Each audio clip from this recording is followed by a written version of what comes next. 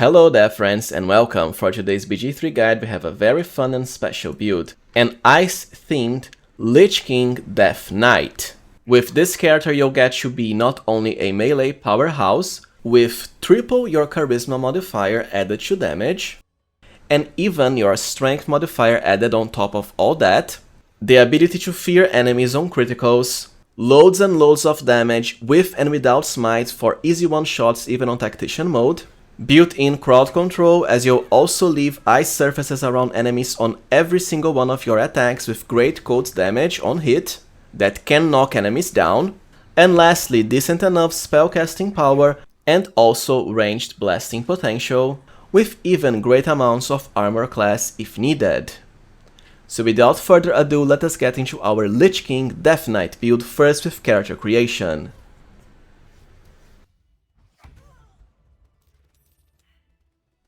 When it comes to race, well, the Lich King is a human by default, but I'm afraid humans are way past their golden age in D&D 5th edition. So if you want more gameplay power, go with the classic Wood Elf or Wood Half Elf for higher movement. While you do have ranged potential, you're mostly a melee character. After all, you are the Lich King with a big weapon, right?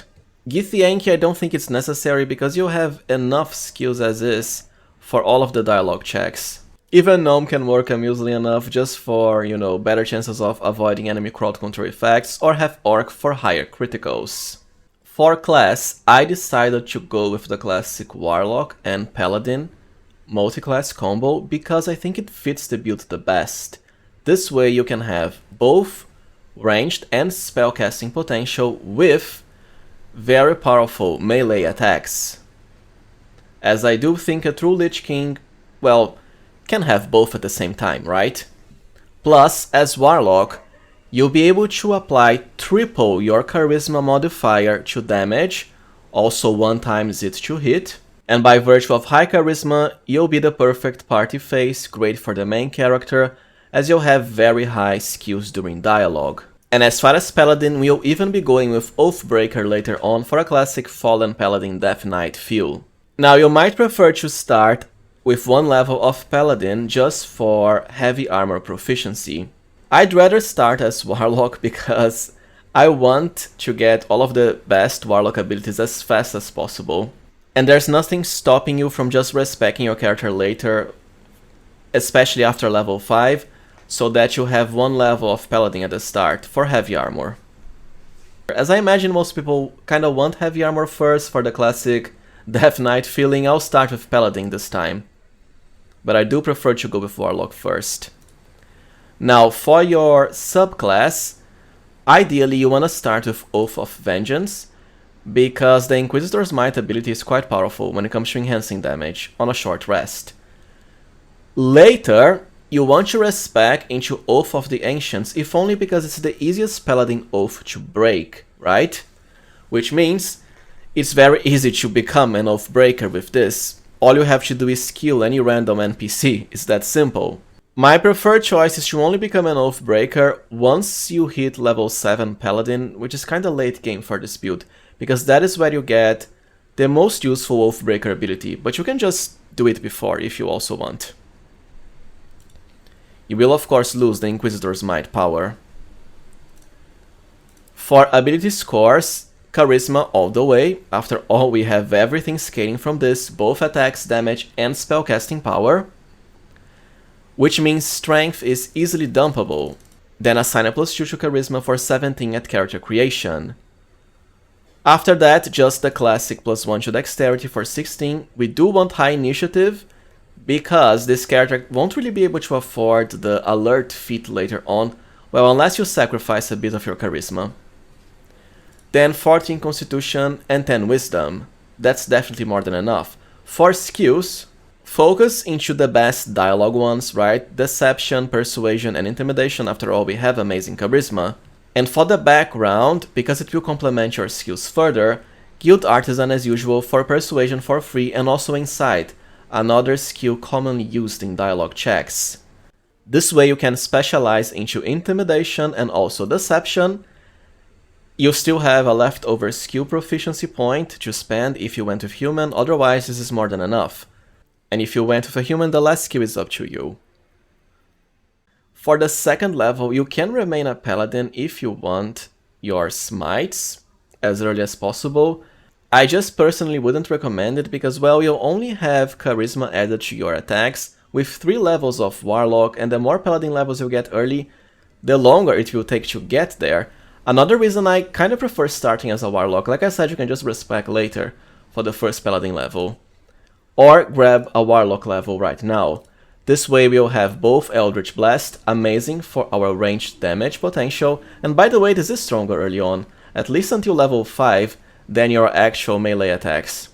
Plus the Blade Ward cantrip for, well, the easiest time tanking, as you'll have 50% less damage taken from all physical attacks. With infinite casts, of course, ideally pre-buffed before battle. For the subclass, I'll be going with Great Old One.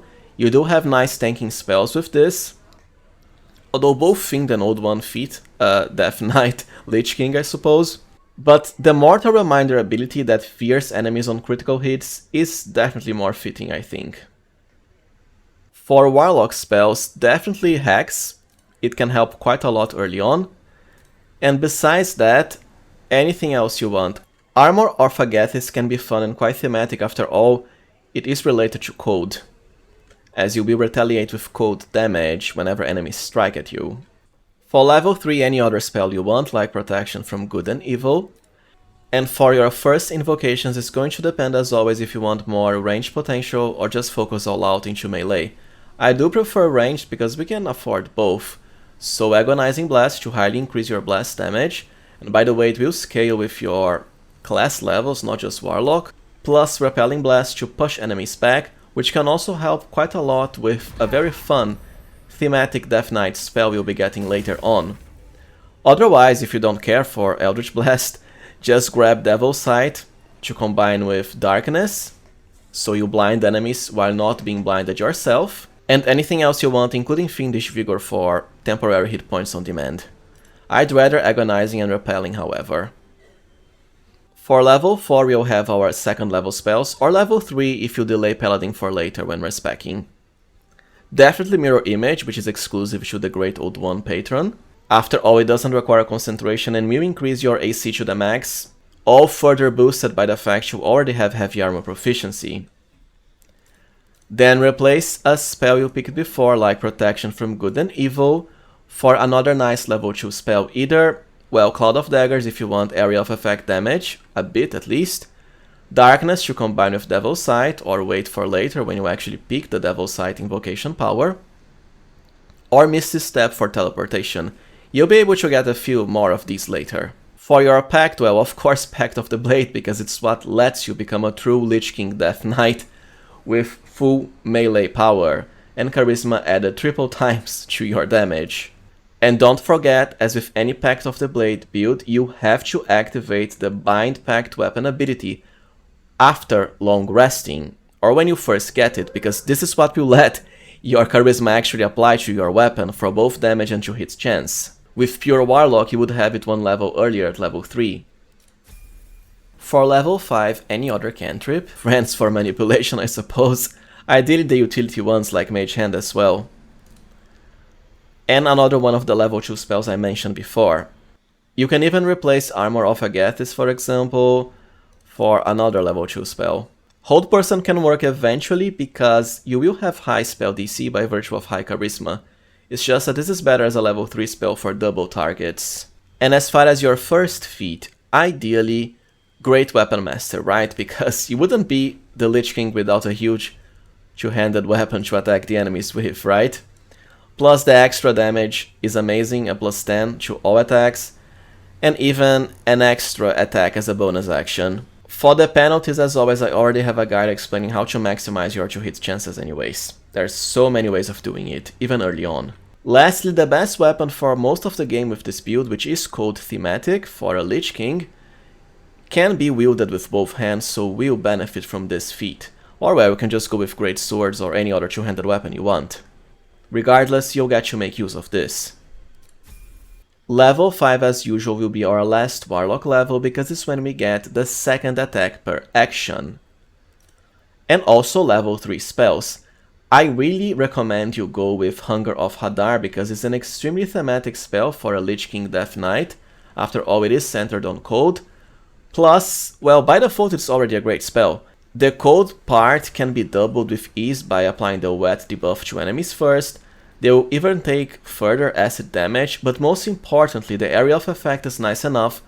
Enemies inside will be blinded, and it also highly reduces their movement potential, which means enemies have a very hard time getting out of the cloud, especially when you're pushing them back with your Repelling Blast invocation ability. Just remember, this spell has friendly fire, right? So be careful with your own party members. Level 3 spells are always amazing, so I recommend you replace a previous spell you picked, let's say Armor of Agathis now, for another one. And well, the choice is up to you. If you want more crowd control potential, Hypnotic Pattern or Slow, because like I said, you will have high enough charisma for it to work. Or even Counter Spell, which can work quite nicely as a reaction to block enemy spellcasters. For the last invocation, if you went with the Eldritch Blast boosting ones before, now it's time for Devil's Sight. Level 6 or 7 onwards, it's time to return or enter into the Paladin class.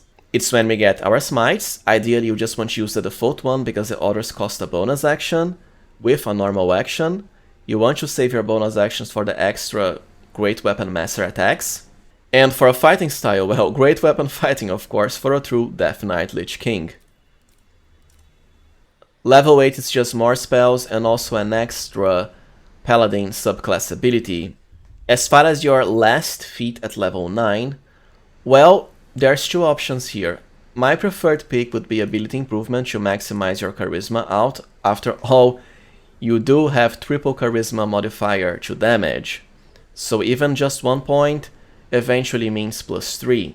Other than that, you can always go with Alert if you want the highest initiative possible. It's just that, well, you will have to reduce your charisma for that because you won't be getting another feat. With our decent dexterity score and some gear bonuses, I do think you can have decent enough initiative, but the choice is up to you and I'm all about providing you with many options.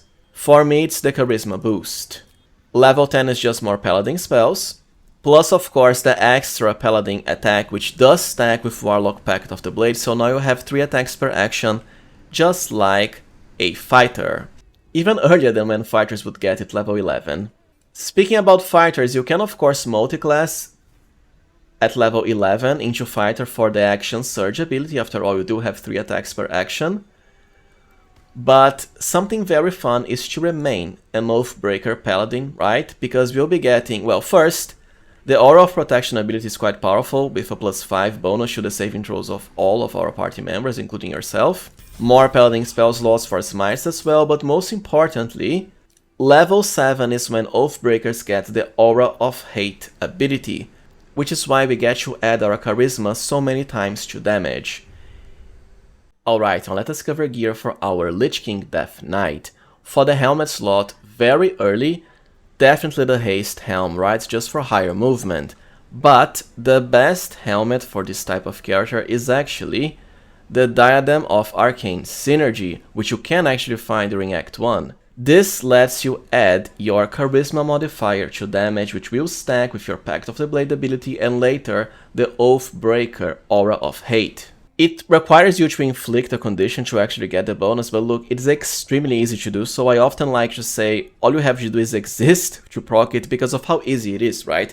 Even by just moving towards the enemies, you'll proc it already because you'll threaten them, which is considered a condition for this purpose. Plus all sorts of other stuff, like even activating our Bind Pact Weapon ability is enough, or Blade Ward, anything goes.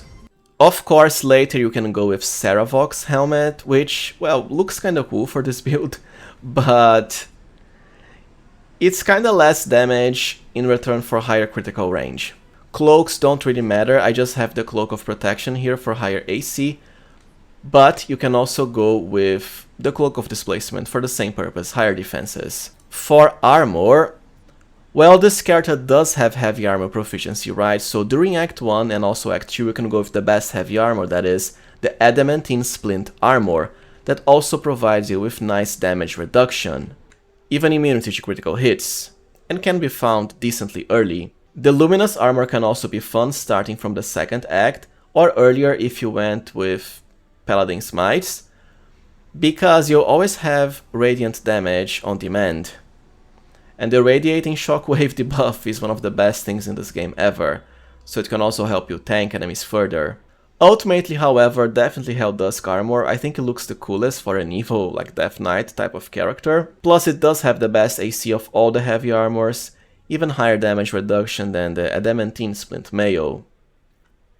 For gloves, as far as Act 1, it's always going to be the classic gloves of the Growling Underdog, right? Because having advantage for free essentially and permanently is really that good. For the second act, however, you might as well trade it for the Dark Justiciar Gauntlets for necrotic damage on hit, also fitting for a Death Knight. Ultimately, however, for Act 3, my preferred pick is actually the Gauntlets of Frost Giant Strength for once, because at this point we'll get to equip a very nice weapon that lets us double our strength modifier. It will only be applied once because we are already benefiting from Charisma 3 times, but still it's a +6, then further stacked with +15 from Charisma. What's not to love, right? Plus this way you can be a truly charismatic and also very powerful Death Knight. For boots, I recommend you go with the Hoarfrost boots to make you immune to slipping on ice, because this build will get you generate ice surfaces on every single attack as early as Chapter 2. But if you don't care for that, well, there's always the evasive shoes for higher AC. For amulets, as usual, Broodmother's Revenge, after all its easy poison damage on demand, also fitting for a Lich King. Or as always, just the classic Surgeon's Subjugation Amulet for Paralyzation and free criticals. Now as far as rings, I do enjoy the Snowburst ring because you'll be going with a weapon that has cold on hit for damage even as early as Act 1. And well, creating cold surfaces on every single attack, it's just really fun, right? And can help with tanking and crowd controlling enemies. Plus, like I said, you'll be immune to that from the Hoarfrost boots, and is certainly fitting for our character type. Besides that, just a classic Callous Glow ring for the second act plus. After all, it can be stacked multiple times even per attack. But for the first act you can always go with Strange Conduit for 1d4 psychic, as you do have sources of concentration by virtue of being a Warlock Paladin combo, or the classic Caustic Ban for +2 acid damage on hit. And you can also keep these rings and save the Callous Glow for someone else, because it also works for spells, so maybe a spellcaster of choice in your party. And of course you can always go with the Risky Ring as well for free advantage on attacks, or well, just have someone cast a spell for the same purpose like Fairy Fire. If you knock enemies down with your ice surfaces from the Snowburst ring, you'll also have free advantage, by the way. Now let us cover weapons and consumables. Now, the ultimate weapon for this build, in my humble opinion, is Balduran's Giant Slayer. It's a huge great sword, so perfect in style. Plus the effect is amazing, right? On a hit you get double your strength modifier added to your damage, which for us means a +6, not a +12 because we're already adding Charisma once. The Giant Form ability is also very nice for increasing damage even further, even tanking. And lastly, you can turn this into a cold-themed weapon for Snowburst ring by just having someone with the Drake Throat Glaive use its ability on you. And this is pretty much long-lasting, right? It's until long rest. Doesn't require concentration, found as early as the second act. It's, well, one of the best weapon buffs possible, which is why I always have it on all my builds. You can of course also go with the Sword of Chaos, as both are in the same chapter, for life stealing, which fits a Death Knight. But I already have a build fully focused into that. Anyways, while the Giant Slayer is Act 3 only, you'll still have a very nice cold-themed weapon for the first and second acts. The Morning Frost Staff. The same one I use in my Winter Witch build, except this time we'll be whacking enemies on the head with this. It's a versatile weapon, which is great because it means it can be used for two-handing purposes when it comes to more damage, and also of course the Great Weapon Master feat. Its abilities are very nice as well. It already deals 1d4 extra cold damage on every hit, which can be doubled with the Drake Throat Glaive, just like I mentioned before, plus an extra cold damage whenever you deal cold damage, always, right, because it's on hit.